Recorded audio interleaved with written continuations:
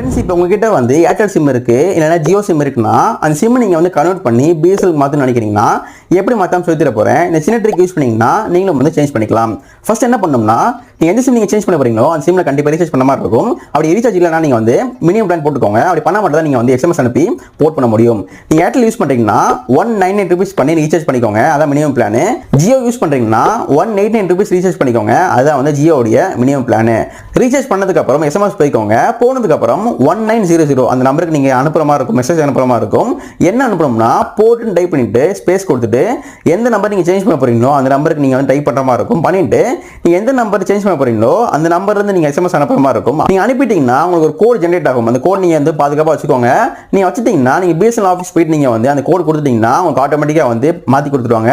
So video பிடிச்சா மறக்காம like பண்ணி சப்ஸ்கிரைப் பண்ணுங்க. உங்கள் ஃப்ரெண்ட்ஸ் யாராவது பிஎஸ்என்எல் மாற்ற போகிறாங்கன்னா மறக்காம ஷேர் பண்ணுங்க, அவங்க ரொம்ப யூஸ்ஃபுல்லாக போகுது. ஓகே ஃப்ரெண்ட்ஸ், அடுத்த சந்திப்போம். நன்றி, வணக்கம்.